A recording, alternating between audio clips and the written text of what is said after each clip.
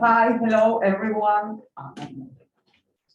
I want to welcome everyone to this seminar of the Institute of Latin American Studies on the International Working Women's Day.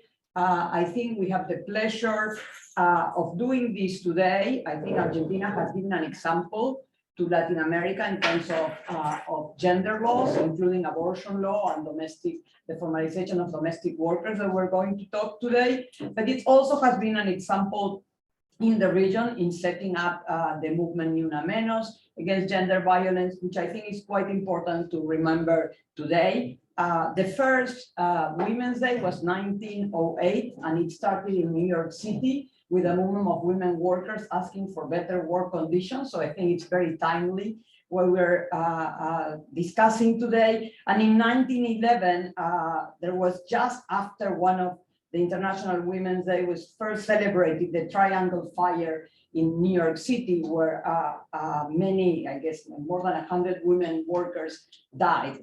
So, and the other big issue around the International Women's Day was in the 1913, 1914 in the anti-war movement.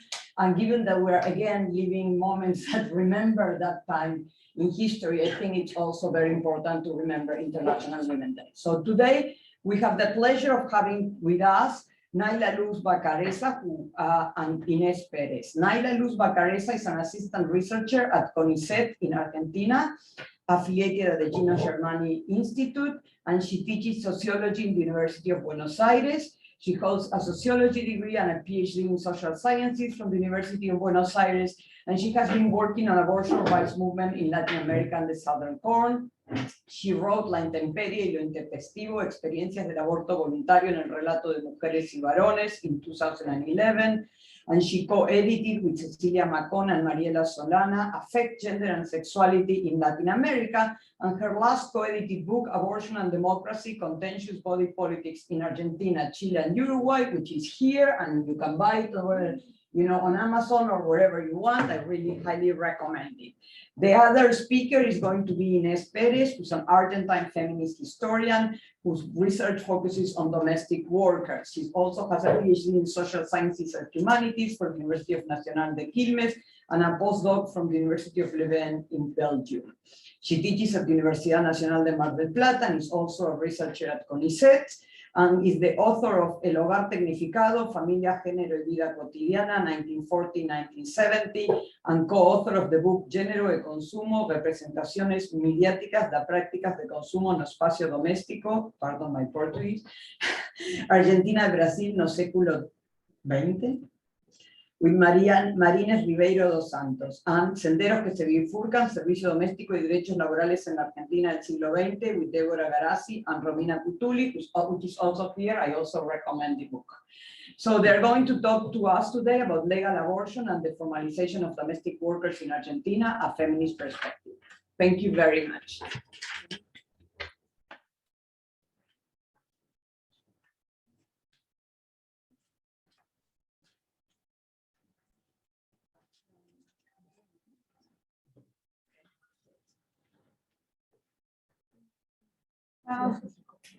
Hello, everyone, and thanks for being here. It's an honor to be presenting this work on International Women's Day, and a special thanks goes to Victoria, to ILAS, and to Fundar for this amazing opportunity. Also, I'd love to mention and thank all the feminist friends and colleagues that have discussed different aspects of this paper with me. You know who you are. Thank you very much. And I was really lucky to share this time with Inés, who is a dear feminist colleague and now is a friend of mine. But let's go to the paper. For nearly a century, the Argentine Penal Code criminalized abortion, authorizing the practice only in cases of rape or risk to the pregnant woman's life or health. Even so, an informal rule made access to abortion nearly impossible. In the face of this injustice, women's and feminist movements fought for abortion access and legalization. Indeed, legalization was a central goal consolidated by the creation of the National Campaign for the Right to Legal, Safe, and Free Abortion in 2005. Also, different initiatives work to expand access to safe abortion within and outside the medical system. Within the medical system, adoption of more progressive protocols expanded services and facilitated the work of professionals that were offering pre- and post-abortion counseling. To support these developments, in 2011, medical and legal professionals formed the Safe Abortion Access Network. Also, in 2014, professionals working in the medical system formed the Network of Healthcare Professionals for the Right to Choose. And starting in 2009, other significant initiatives for abortion access came from lay activists that were feminists. In 2012, the network of socorristas started to offer information about and support of medical abortions. They also established alliances with the medical system and demanded compliance with legislation in force. And as you may know, and Victoria mentioned, abortion until the 14th week of pregnancy was legalized in January 2021. Since this period, abortion has been authorized in cases of rape or when the pregnancy poses danger to the integral health of the pregnant person. So this project considers that lay activists and professionals that have been working on abortion access are in a great position to inform public policy. Also, I consider the implementation of the law as part of a longer process that doesn't begin with the law passing and is not restricted to the medical system, as initiatives to provide abortion access exist both within and outside the medical system. My recommendations are based on 21 in-depth interviews with professional and activist providers. And in addition to this, I talked with public officials and worked with information from official, academic, and advocacy reports. Before legalization, in December 2020, there were 907 providers in the public health system. You can see how this number has been increasing since the law was passed, but however, the original providers still make up the majority, as you can see. And also these figures show the progress in the public medical system. And to give you an idea of the scope of socorristas' work outside the medical system, between 2014 and 2020, they helped almost 41,000 people to access medical abortions. Also, almost 8,000 women were accompanied during their access to legal abortion on the medical system. They are still very active, and you can see the figures of their work after legalization here. But the first issue that came up from the interviews are concerns about the overloading of professionals. Even when the law provided more security for them, many felt now worn down. Exhaustion and overwork grew stronger during the pandemic. One psychologist commented that, in practice, the professionals are the same, the obstacles are the same, the overloading is the same. I wouldn't be wrong to say that throughout the country, the law still rests on the activism of professionals who are convinced that this is a right. Even as they feel that their work is a moral and political duty, professional providers hope their efforts will be recognized and supported in more substantial ways. Generally, they don't demand greater economic compensation, but rather actions aimed at relieving their workload and supporting their efforts in meaningful ways.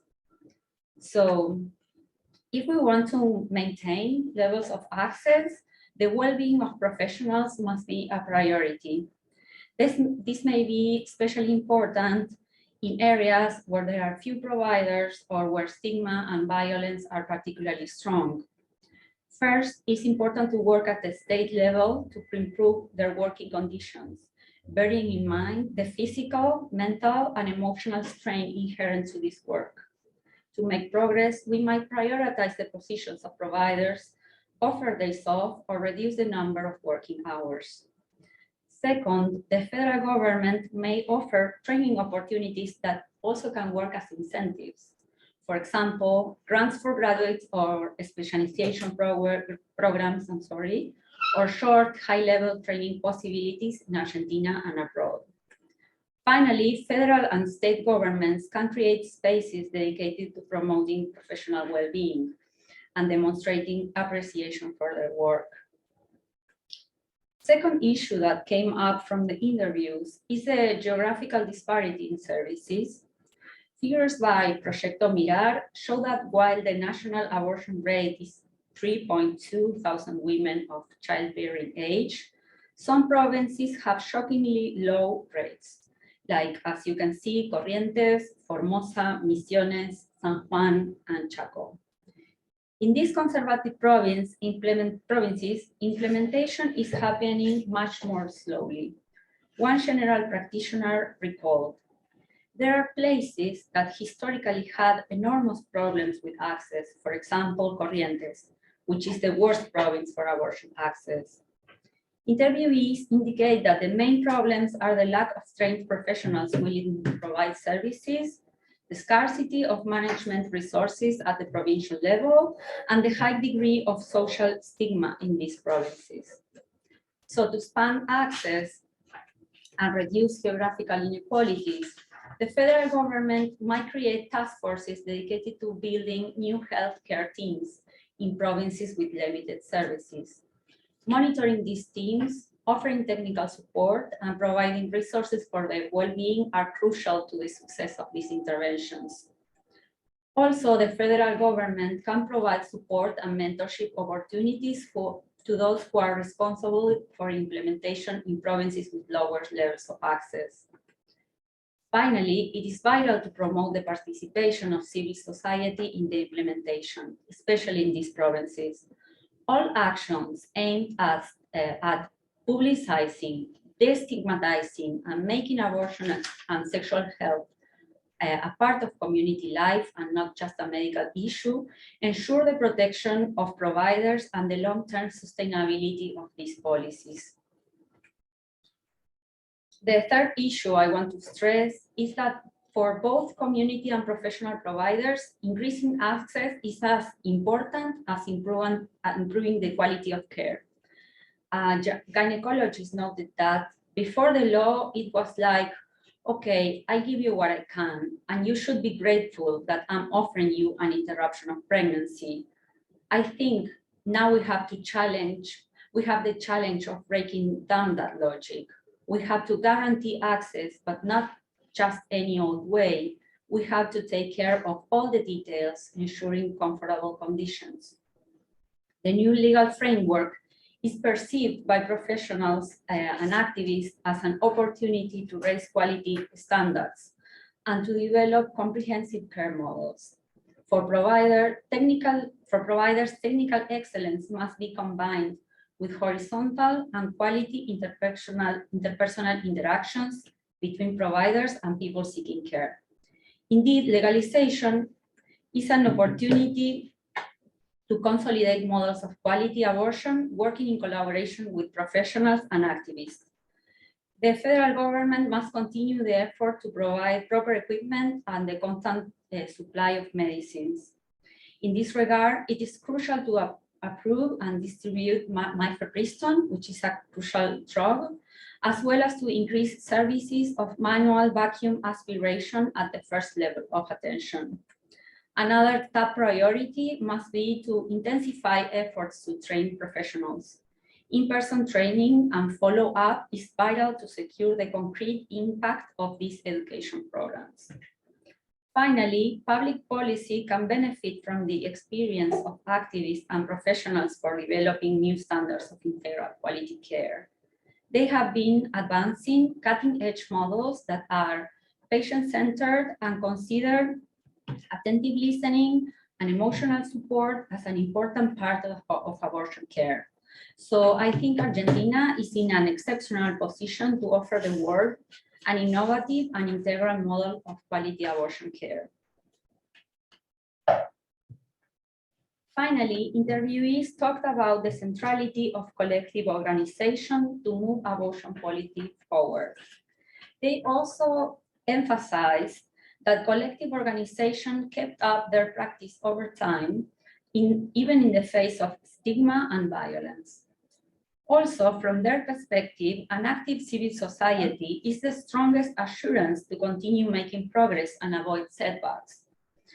A longtime socorrista stated, "We must deepen our work and collaborate with other spaces, not just the medical system. We have to see how organizations and labor unions can come together to guarantee the law better. The more coordination, the better." So collective organization and synergies among providers within and outside the medical system have been highlighted as a key advantage in Argentina. Indeed, this kind of collaboration is vital to expand access, enhance quality, and ensure the continuity of public policies on abortion. To enhance these synergies, first, the federal government could provide medical education opportunities and high-quality technical assistance for activists.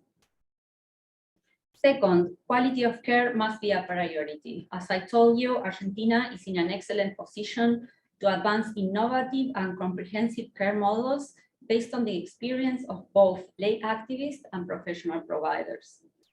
Third, it is crucial to promote collaborative work with civil society to ensure the continuity of public policies on abortion in shifting political context and in the face of conservative backlash.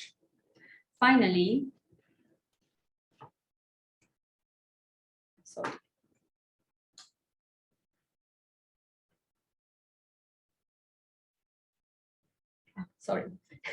Finally, I want to stress the importance of not considering abortion to be a matter restricted to the sphere of medical knowledge. Feminist strategies regarding community healthcare and the synergies with the formal medical system are key to ensure access to safe abortions. Thank you very much.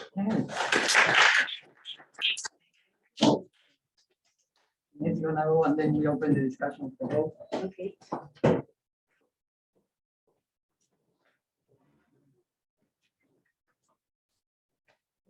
There's more chocolates in the back as well, and refreshments.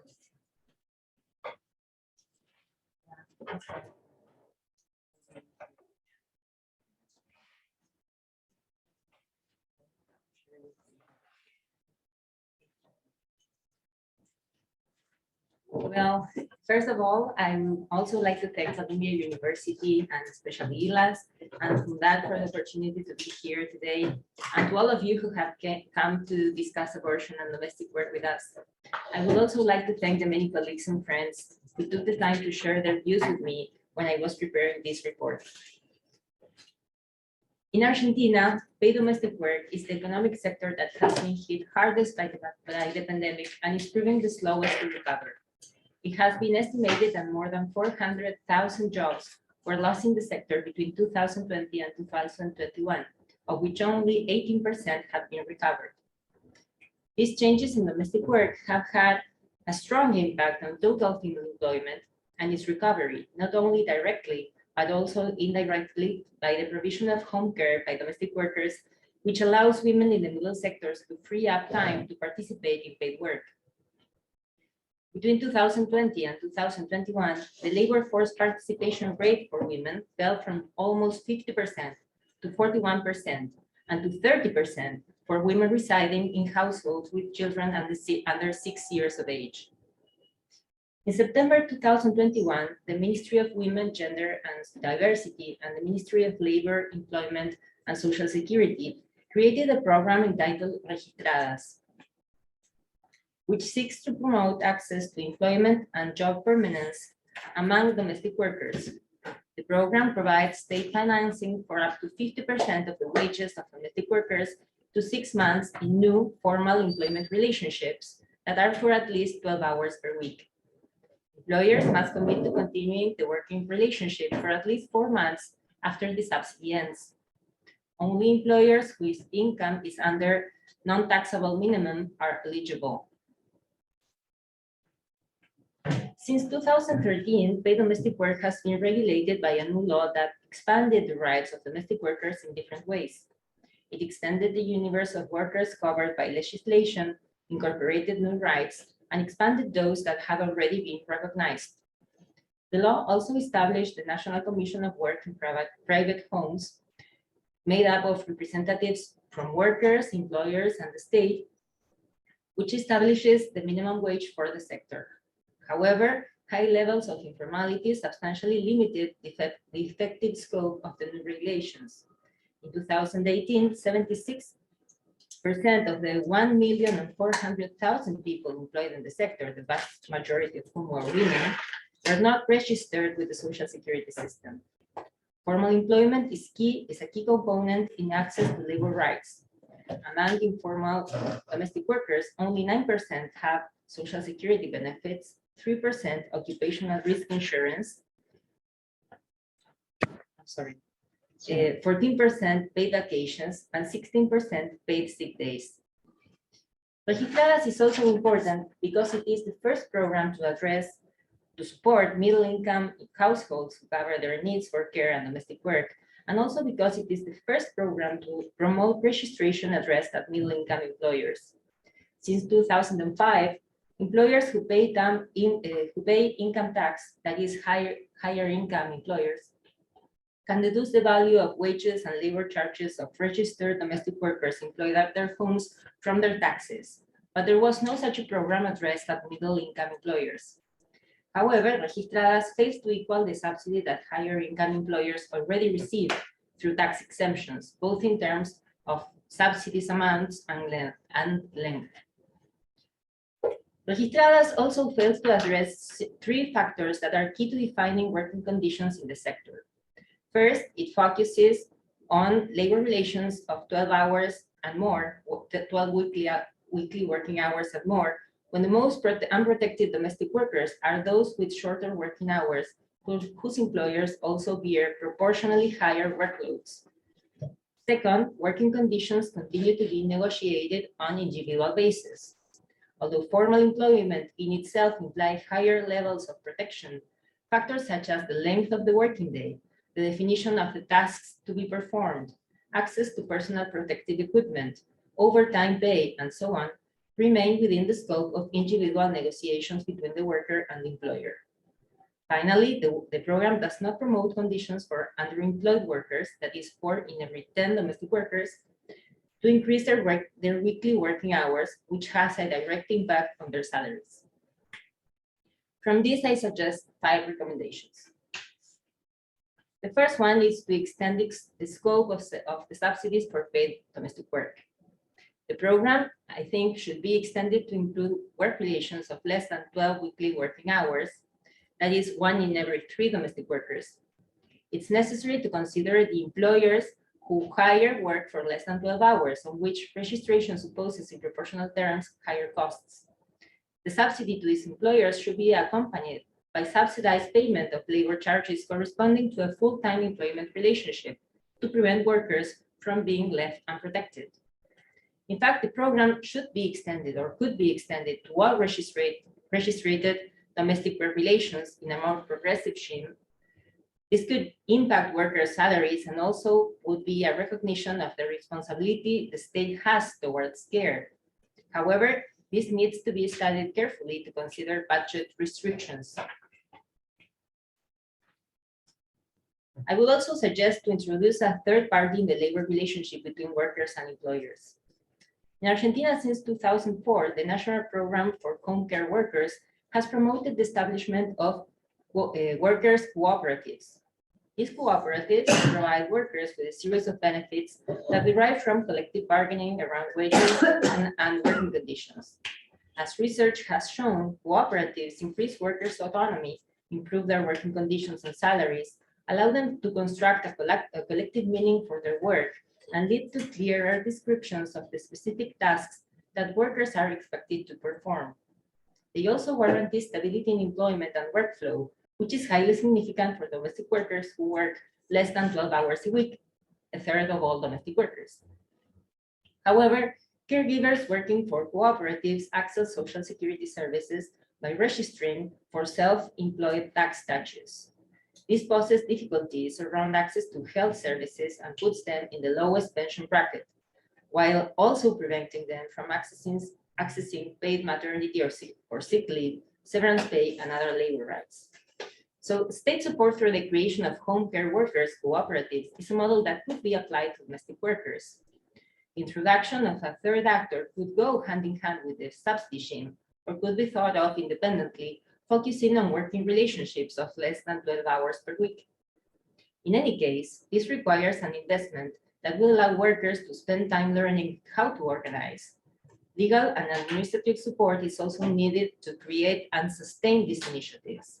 It also requires a legal design to make cooperative work compatible with workers' labor rights, such as compensation, sick leave, and maternity leave.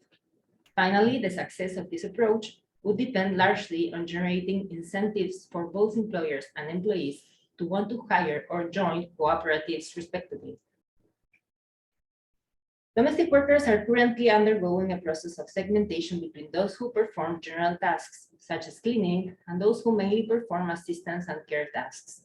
Before the pandemic, those who performed care tasks had, on average, a 30-hour work week, compared to the average of 17-hour work week of those who performed general tasks, which also led to higher incomes. The pandemic deepened the segmentation between one and the other. Only counting registered employment between 2019 and 2021, almost 43,000 jobs were lost in the category personnel for general tasks, while in the same period, more than 26,000 jobs were created in the category assistance and care. Registradas had a stronger impact on workers who perform care tasks.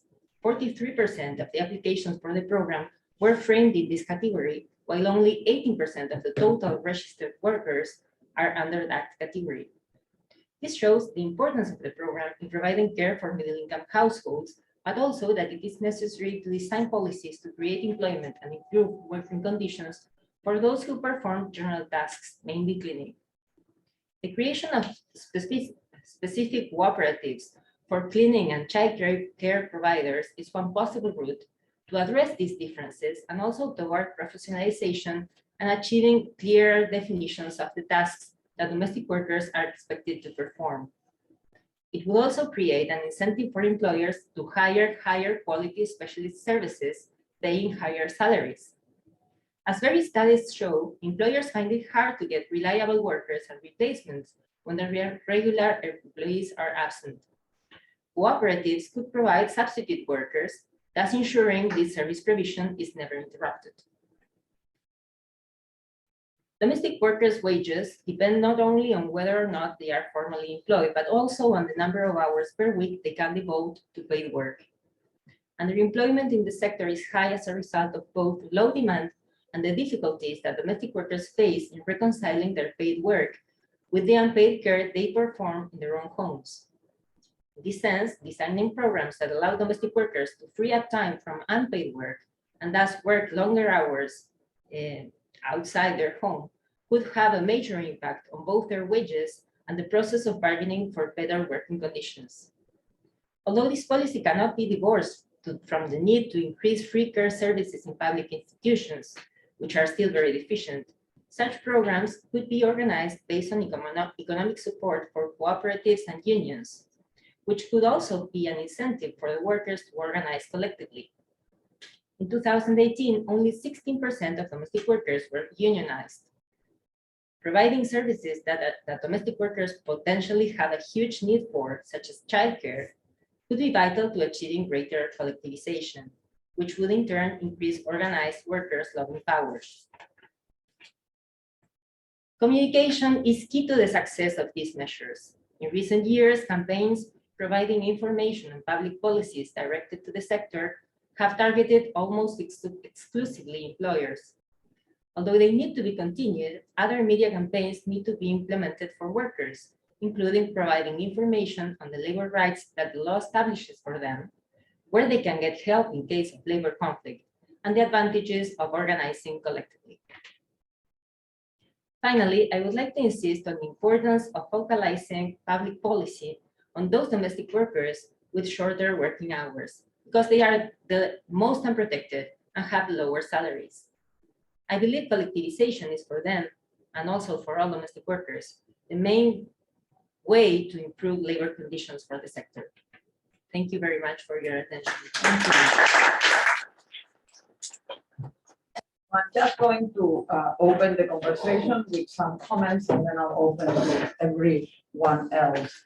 I mean, we just seen these were two excellent presentations, and I think we've learned a lot from them. And so the questions I have for Nayla's presentation and this fantastic genealogy you gave of how do you get to the legalization of abortion and in particular the interaction between civil society and providers, is one, it's like a punctual question. So what has been since the law was passed, the financial commitment and the actions of the federal government for the implementation of the law, especially given that you said there's so much variation across the geography. So like, you know, when you think of these laws that are adopted at the federal level, what can be done to equalize the situation across the provinces? The second question I have has to do with the backlash that you mentioned at the beginning, and in particular, the use of litigation, which is, I'm sure, is going to be imported from the United States. I mean, the law in Argentina legalized abortion until week 14, as you said, but access to abortion after week 14 is potentially available if it, you know, given that it's legal if it affects the health of the mother understood in a very comprehensive way. But I'm sure that's an open window for litigation. So I was wondering if anything happened, and also conscientious objection in those areas. And thirdly, from your interviews, I think it's a very rich work of talking with people, the socorristas and people on the ground. What was their view of the impact of the legalization? I understand it increased the legitimacy, but what is the impact in the relationship with the state? I mean, many times when a policy is passed, there is the idea that the movement has been co-opted by the state, and it changes the way in which the social movement operated. So I was wondering, you know, what is the reaction on that area? And then Inés, again, a fantastic presentation. I had the luck of reading the reports before the presentation, so I knew what was coming. And I think, you know, the presentation on domestic workers has really an important impact in terms of both the direct and the indirect effect in employment, not just the employment they lost with the pandemic, but the fact that since they didn't work, middle-class women who rely on them for care work also couldn't work. So it really has a much broader view on what is the role of care in current economies. So the questions I had were kind of twofold. On the demand side, one of the things that's peculiar about domestic work is the elasticity of demand for domestic work, because, you know, you can always be doing that work, right? That's the reason why most women, especially those with small children, stay at home during the pandemic. So you can replace the domestic worker with usually female labor at home that's free. So when you talk about the media campaigns to produce the cultural change, both for workers and for employers, I was wondering if you did think about how to also use these campaigns or some other sort of campaigns to change the idea of what is care work, so that it's less unpaid, and therefore that produces a more stable demand for paid care work. And on the supply side, I think you point to two mechanisms, one cooperatives and the other unions.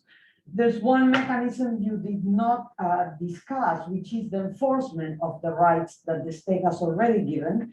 It's very hard to enforce when people are working individual, you know, in isolation, in homes, and you normally don't send a labor inspection to people's home to check that things are working in a particular way. So how can enforcement work?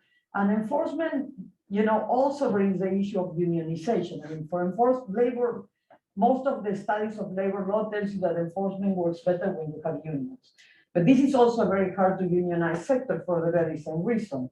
I mean, you cannot go on strike if you're the only employee. And your suggestion of kind of increasing the skill of care workers might just produce that those workers go on a different trend and become like, you know, higher skiller, and you know, I can see how those could be, and the people who do cleaning or general skills, general tasks is still much more fungible, and there's many people that are aspiring to those jobs. So those are my questions. I don't know if you want to start, and then we open to everyone else, comments and questions. Okay. So should I start? Sure. So thank you, Victoria, for your feedback, and I'm sure I'll keep working with this. It was like a short and intense time to work in this, so thank you very much. Like, I really need the feedback. About the financial commitment of the federal government and what can be done to equalize.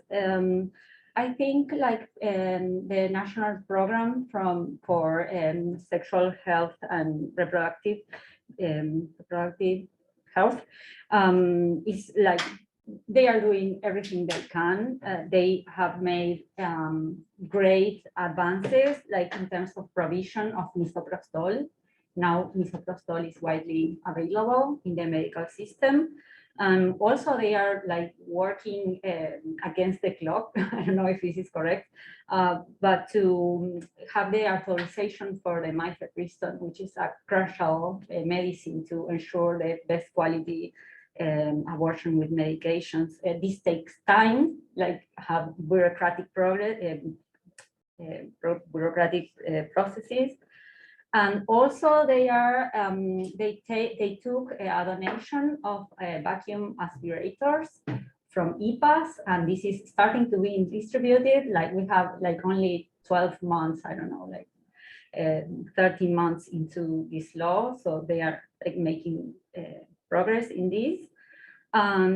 What can be done to equalize? As I said, I think like federal government need to do like policy more focused on the regions that have trouble, like, and work very closely, trying to increase the quantity and the amount of professionals giving service, and also support the persons in management in provinces. They are sometimes very alone. They depend on the provincial government, and sometimes it's like only one people like giving, doing all the managerial work for the program. So they need support in any way possible. And also to work with civil society in these provinces, as I said. And about litigation, I don't want to take much time, but litigation until now, like I'm not a legal scholar, but until now, it was aimed at the constitutionality, at discussing the constitutionality of the law. And these cases didn't fail. Thank you. Thank you for your help. So they are not aiming, like this backlash is not aiming at second trimester. Actually, like second trimester abortion are happening like outside the medical system and not inside the medical system.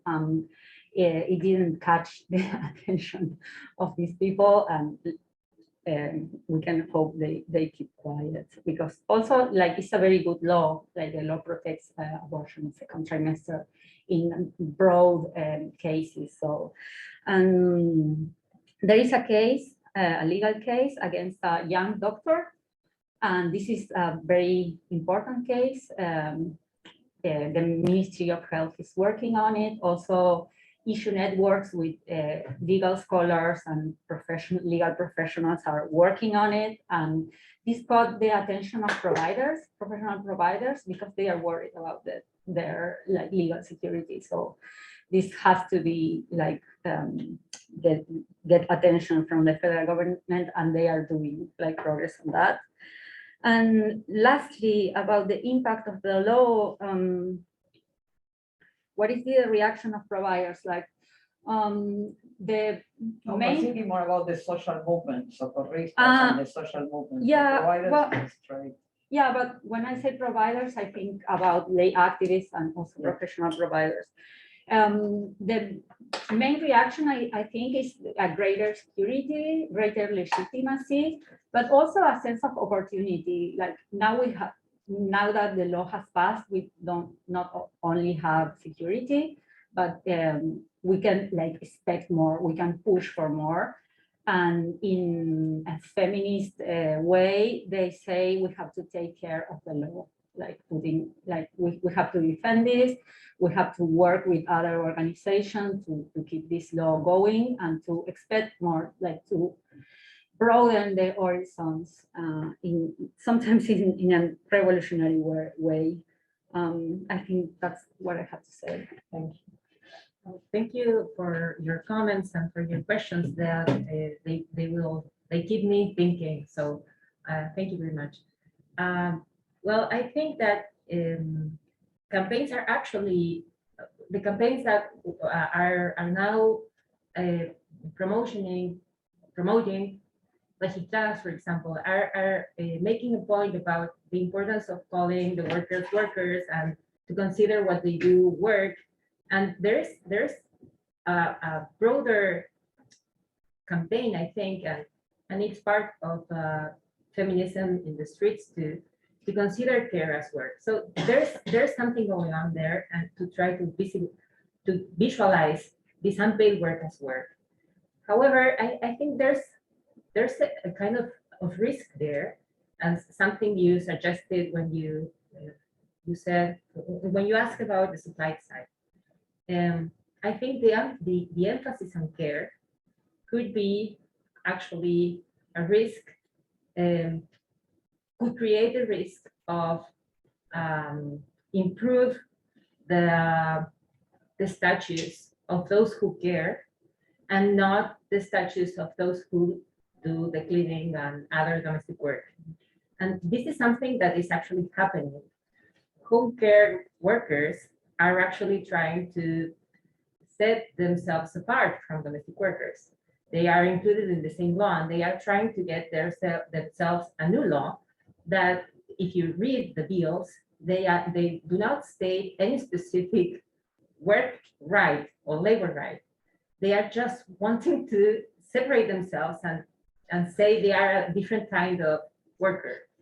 So I think something that's important is to broaden. I don't know if it's said correctly in English, but what we understand as care, and to see that what we do as unpaid work in our homes implies very different tasks, and all the workers who perform those tasks should be should have the good labor conditions. I don't know. So that's something I think is risky, and we should be very aware of. And also, as you said, there's a problem with elasticity of demand, but the elasticity of demand is much lower in the case of care work, because when you have someone you have to take care of, and you need to be somewhere else, let's say your paid job, you need to pay someone Leave the kid with someone. Yeah, you have to do that parents. somehow, and you don't need to do that when you need your house clean. It can be the. Yeah. So in the case of the people who are doing domestic work, I think collectivization is actually a very strong point, because they have to be supported by someone. It's not just the campaigns. The campaigns are absolutely important, and this work should be seen as with the importance it has. But also, I think collectivization is key, because it's the only way they will have any kind of support. So it brings together both the demand side and the supply side, but I know. And in terms of enforcement, the state has done a lot in terms of enforcement. They have gone to the higher income neighborhoods and registered, in countries and how do you say, barrios cerrados. Gated community. Gated communities. So they go and take and see who has entered and where did that person go and in what capacity. And so they go there and register the worker. But the work conditions are hard. You can figure out if somebody is working or not No, but you don't know what happens there. inside. Yeah, I know. So enforcement has a limit. Even you can do that in higher income neighborhoods, but you cannot go to every middle income household to see if there's someone working and in what conditions. It's a lot of work for the state to do. So again, that's why I think collectivization is actually key, because a worker that is informed, who knows what rights are protecting her, and who knows where to go if those rights are not being guaranteed, is a worker who has better chances of bargaining better working conditions. I hope I answered. You did. Okay. I'm opening to comments, questions. There's also questions on the Zoom. Can you be there and let us know? Yep. if there is? There's 7 questions. For Oh, I don't know can if you want please to- read? What please the first? I mean, is there anyone in the room that has a question before we go to the Zoom? So we got Jasmine, and what's your name? Lucia. Lucia. So let's start with them and then we'll move to Nara Oh, we have and one Liz. question Okay, from Liz Hutchinson. okay. Thank you, Nayla, for this wonderful presentation. Do your interviews reveal any secondary trauma or compassion fatigue among abortion providers? If so, can you suggest how we might improve support to them in order to make the work more sustainable over the long term? Okay, perfect. And let's gather the other two questions and then we could go back to you. So Jasmine and Lucia. So first of all, I thought the presentations were wonderful, and thank you very much for inviting me here today. I guess I have many questions, but one of my questions has to do with the uses of these reports. And what I gather is that their use is to instruct or to inform at least public policies in Argentina. Yeah. That's their purpose. So what I think is that in a way you're facing the problem of locking in gains or establishing conditions now that can be locked in to anticipate a possible change in governments. Yeah. Correct? Because, I mean, now there are favorable conditions and tomorrow there absolutely may not be. So I wondered if you could tell me what you think are the, and I think I have an answer from both of you. It seems to me that the answer that both of you are providing to how to protect against a change in policies in the government is by strengthening collective action today. Is that actually? Absolutely. correct? Yeah. So then I have another question though, which is the wiki question, and it comes also from my own knowledge and experience in Italy, which is that the support for collective action in the face of legalization, this is true for both sectors, actually, it's not, there can be processes of co-optation, but there are also processes by which either you professionalize the collective actors, and I think that was especially clear in what Nayla was talking about. The community health providers are in a sense professionalized activists. But you're going to lose some of the strength of the collective mobilization. And so really it's more a comment than a question, which is, I think you have to guard against that. I think you have to guard against the fact that the social movement falls away, and then you're left with these professional actors, and you have to be prepared for that. And I think what Inés talked about, the unionization is very important in that sense. The professionalization of the abortion providers, but that's what you've got to think. You've got to think this is going to be a situation where there are professional actors who are more or less left on their own when the social movement has declined. Yeah, thank you, Lucia. And then we go back to you.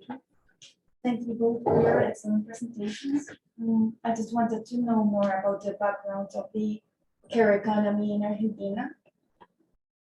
First, I was wondering what was the rationale behind the 12-hour threshold in the regulation. Is it economic?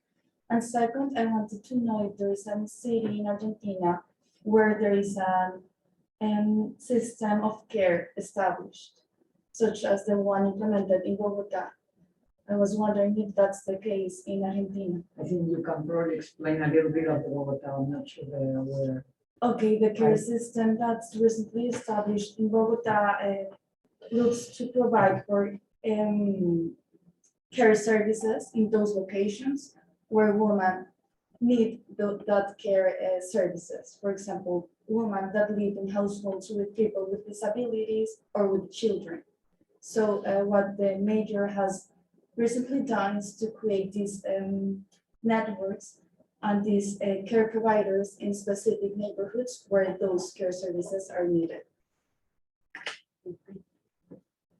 She presented the whole project here in Colombia a few months ago. Right. Okay, so thank you, Jasmine, for your comment. I think we should be aware of that. I wasn't thinking about that really, so thank you for that advice. I don't know what to do with that. I think the state now should I don't know, support politicization in the ways it can. I don't know what will happen in 2023 when probably the government changes. I don't know. I hope it doesn't, but who knows? But nevertheless, I think if they need to act now, they should do it by supporting politicization of domestic workers. So thank you again. And the 12 hours in Argentina, you have like 3 ways of registering a domestic worker. If she works for less than 12 hours, you pay an amount for her registration, for her social security, for her work loads. If she works between 12 hours and 16 hours, you pay a different amount. And if she works for more than 16 hours, you pay the total amount of the registration workloads. That covers health care, social security, registration, I mean, how do you say, retirement, and also an insurance for risk, for work risk. So that's the 12 hours and 16 hours. It comes from there. 40% of the workers work less than 16 hours per week because, and I will engage in your second question now. The main care service that the state provides are schools. And schools, public schools, have work day for 4 hours. So the 4 hours, 5 days a week makes 20 hours a week. And the workers have to take their children to the school and they go back to look for them. So what they have left are 16 hours and that's what they work.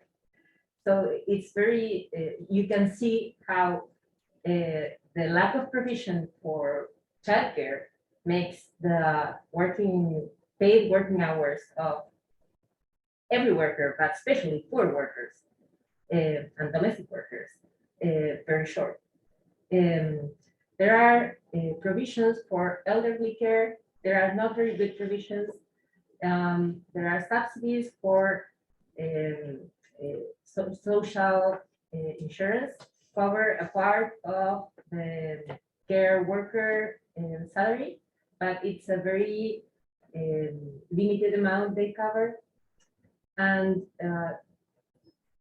well, I said schools, but also there are kindergartens, but they are very, there are not so many kindergartens outside the city of Buenos Aires, not at least public. So most of the care is done by the women in the families, or are provided by domestic workers. Yeah, but I guess Lucia's question is, there is a choice there, right? So the state, and in the particular case, this is interesting, Bogota is like Buenos Aires. So the mayor of Bogota, who's a woman, established this system so that people, when the kid is not in school, can be in these centers, or people who had like disabilities. So the government, you can choose to either subsidize private care, which is what the Argentine government has done, or you can use that money and create centers that employ people who have work conditions that you can check and provide those services. Well, I think they are discussing this now, because they are discussing a new national care system. But actually, what the state provides is very short, especially outside the city of Buenos Aires. There are not so many public institutions where you can take your children, especially if they are less than 6 years of age. Just ask, what is the labor force participation rate of women?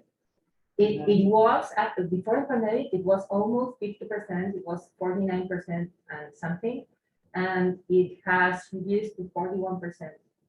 And in the households where there are children under 6, it's 30%.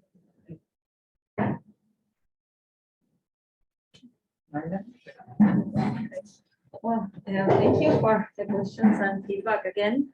I will address first Liz's question on Zoom about compassion fatigue and secondary trauma. This is true. I told you that professionals are like saying they feel worn down also by the pandemic, and they usually they manage this strain of this work because they really believe in what they are doing, and they see this as a moral and political duty. But I think one of my recommendations, and I think this is crucial, it's more kind of soft policy. Of course, the federal government has to provide supplies and equipment and infrastructure, but also these kind of soft policies to ensure the well-being of providers are as central as infrastructure and medicines. There's one example of if I remember correctly, it's called the workshop share providers, or share workshop providers, something like that. This is an experience done here in the US aimed at getting providers together and talk about their problems, talk about situations, solutions, and also have a well-being environment to recharge for their work. And I think this is as central as medicines and supplies, and that's what I have to say. And Jasmine, thank you very much for your question, because this is what I'm thinking all day, what we have been through in 2023. I think of course we don't know the future, but some people think that socorristas, now that we have a law, we don't need socorristas anymore. We don't need the community providers, and we don't need a movement because the state should take care of everything. And I think socorristas is willing to keep doing this because there's people that don't want to go to a medical system, and they reach these people.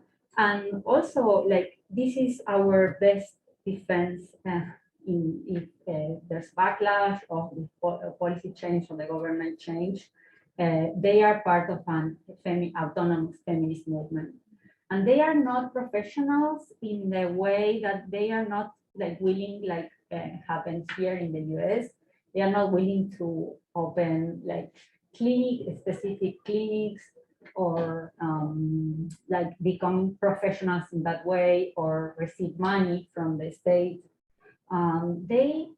yes, they will benefit from support from the state, maybe in terms of some medical education, or these permits for them to be courts in the medical system, to support women to the medical system.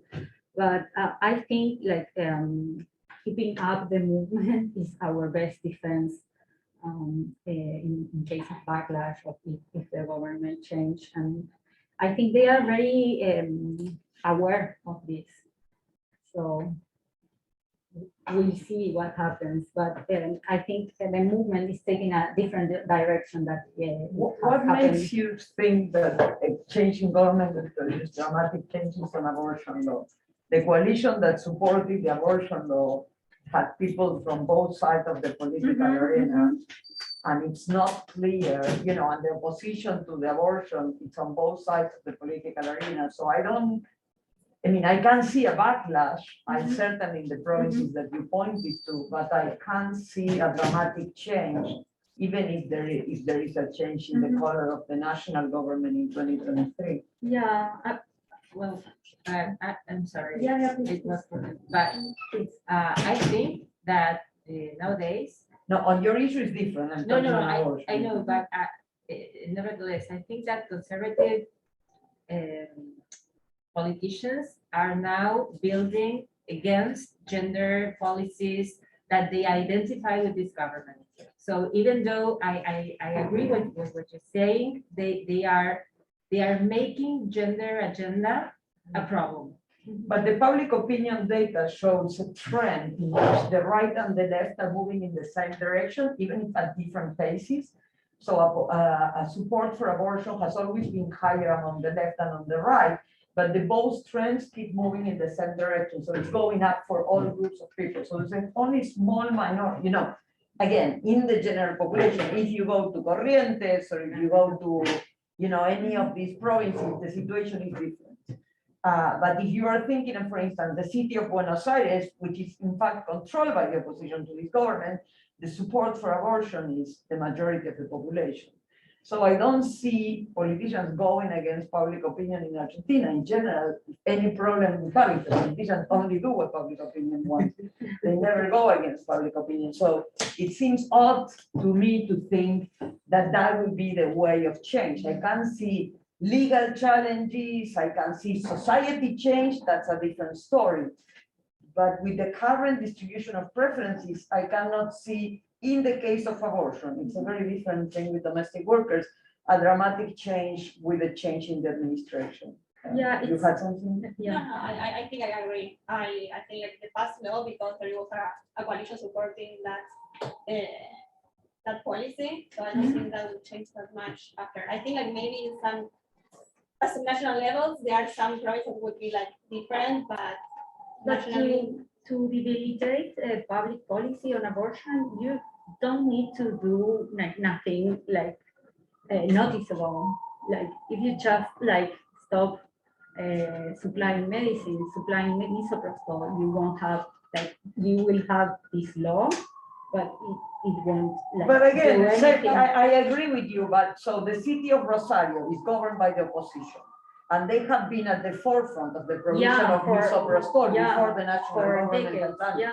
So again, it seems to me that in this particular issue, as opposed to the United States, this still looks like the United States in the 1970s, when the abortion divided both the Democrats and the Republicans equally. It shifted over time. I'm not saying this is going to be like this forever, but at this point in time, you do have both parties or coalitions, they're not real parties, they are divided on these issues. So it doesn't seem to me like if you would stop providing misoprostol, I can certainly think people in the Juntos por el Cambio coalition making a fuss about it or going to the courts about it. So again, I think because it's a cross-party issue at this point, it seems to me that should make it easier to be sustained and until that changes, right? In the US, that's what we've seen. when it was something that both parties agree and disagree, but it didn't divide the parties, you didn't have the kind of opposition that you have now, that it's a very, strong and partisan opposition.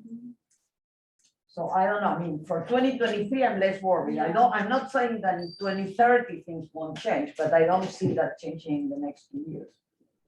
We see, and also like it's not just like who wins the election, but what happens within the movement. I think like if the movement, Yeah, that's a keeps- different story. yeah, if it's stronger or not. But But that- how the movement position itself to the new government. No, but also the point that I think Jasmine made, that's what we learned from, in many social movements, not just, but in the US. They thought that once the law was on their part because of a ruling that can be changed, as we all learn now, it was fine. And they didn't, invest as much in mobilization.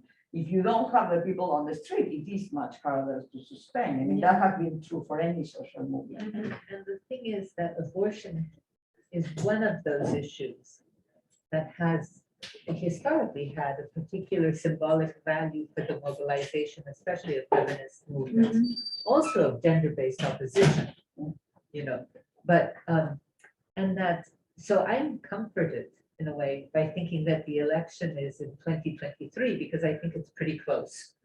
And Yeah, I that's agree. right, and that there's still a legacy and a history of mobilization that's not likely to fade away right away.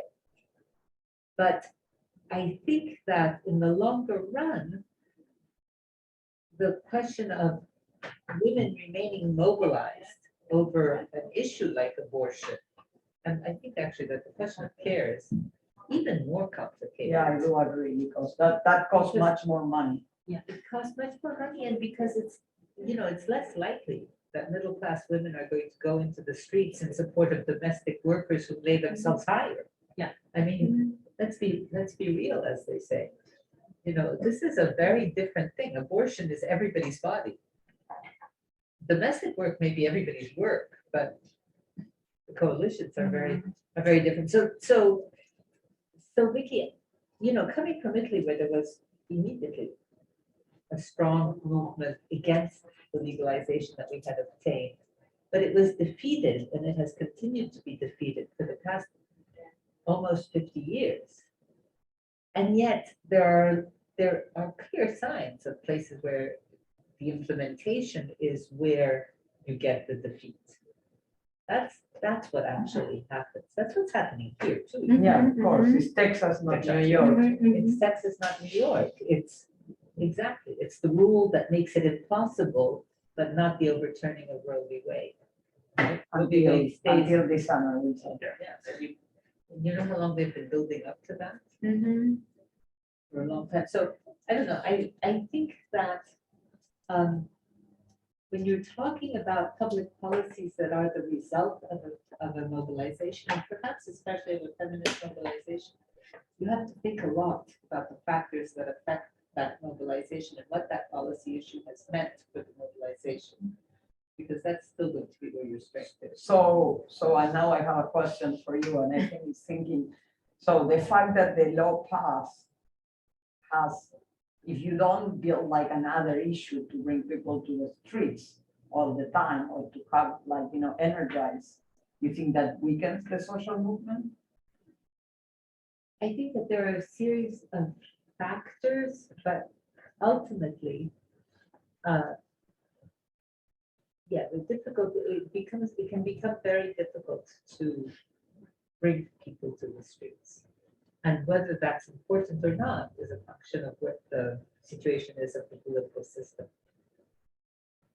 I also want to say that there are times, I think that this is not the case, but there are times when a victory can seem like a defeat, and you could lead to demobilization because the movement didn't get what it wanted, even though, some of the objectives were achieved. So, but I think that in Argentina, actually, victory felt like a victory. It felt like a victory because you could have focused that it's 14 weeks instead of 24 weeks like in Colombia, and yet that wasn't the focus. Right?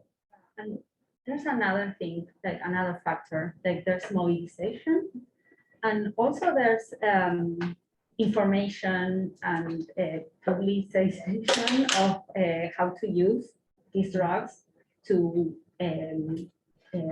have abortion. Like this new technology, self-medical induced abortions. This is very important because like even if you don't have like mobilization, but you have the drugs and people know how to use it, that can resolve like 90% of Yeah, but I think the big change and the thing that That's matter a for the big region is it became transformation. public because the misoprostol was there all the time. That availability was there, but there was a change in public opinion, similar to what happened with like same-sex marriage. So I think there was a change in the level of acceptability. Again, with the same heterogeneity, regional and all of that. But the idea was that it's something that people talk about, when in the past it was like a private thing.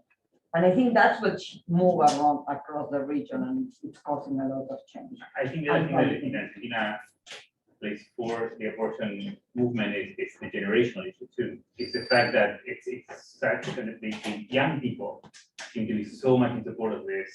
And the more the older people retire or die, I think there's a movement. But there's still a regional difference. I mean, so there's still a lot of young people who are against. I mean, this is an issue that's easy to, like, it's depending on the frame, it can be very divisive.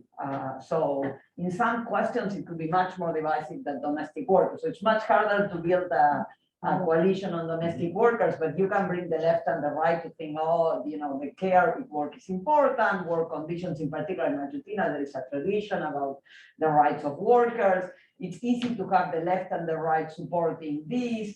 I mean, abortion, it's almost a miracle what did happen, that the right became in favor of it, because it's like either you can think it's the life of a human being or you think it's the right to my own body, and there's no kind of concessions in the middle. So I have a question about that, because, you know, initially when we passed the law, it was with the abstention of the Christian Democrats, which already was an amazing thing. Yeah. 3 governments fell to pass that law, which also was an incredible thing. But was it with the active support of the right that the law Yeah. passed? Yeah. See, that's, I think, really Yes. striking. No, not all the right and not all the government. There were abstentions on both sides. But it's hard because there's people on the right. So the first law that failed in 2018 was pushed, you know, during the first open discussion of the topic happened during a right-wing government. And the person who presented was like someone from that coalition. And it's true that there's people on both sides that are very, very strong on this issue. So at this point, but how it was in the 1970s in the United States, there were Republicans that were pro-abortion, very strong pro-abortion. It wasn't like it is now. So I think the risk, in my view, as a political scientist, is that this becomes a wedge issue. To the extent that, you know, you keep the right or some part of the right in the coalition, that's going to make the law and any gain that happens in the future much more sustainable than if you do it like in the US, when it becomes a litmus test to define whether you are a Democrat or a Republican. Yeah. So if I could ask another question, though, it seems to me that abortion and domestic workers' rights and, you know, any number of other issues are issues that have a value in themselves, but that the point is women's rights, right? And so, for example, the strength of the abortion legislation is partly also going to be a function of what happens to women's participation in the labor force. Because if you want to work, you need to be able to control your reproduction, for example, right? So I guess I have another question, which is, what are the emerging issues that could coalesce feminist, what are the emerging public policy issues that could coalesce feminist movements that aren't either abortion or domestic workers? What else is there?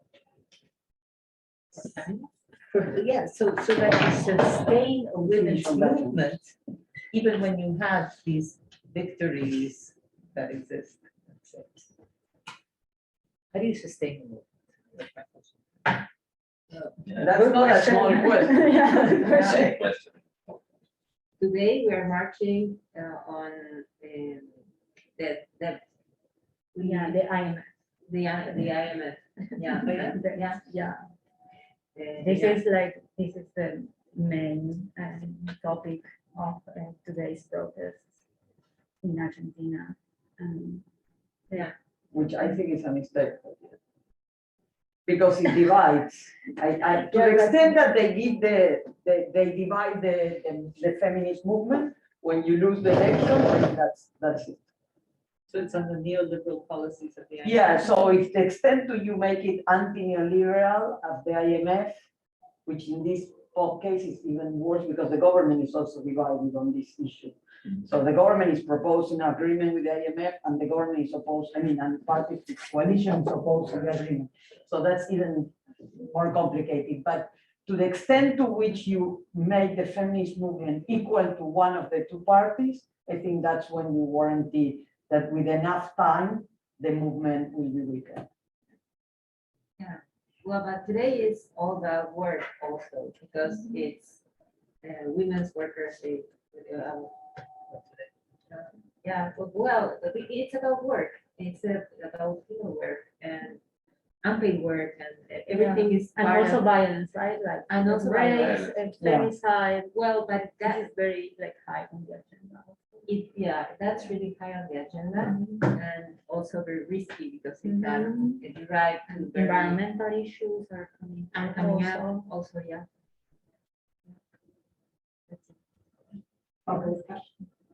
I think we're gonna conclude on this line. This was a very interesting discussion. Thank you so much for presenting your work.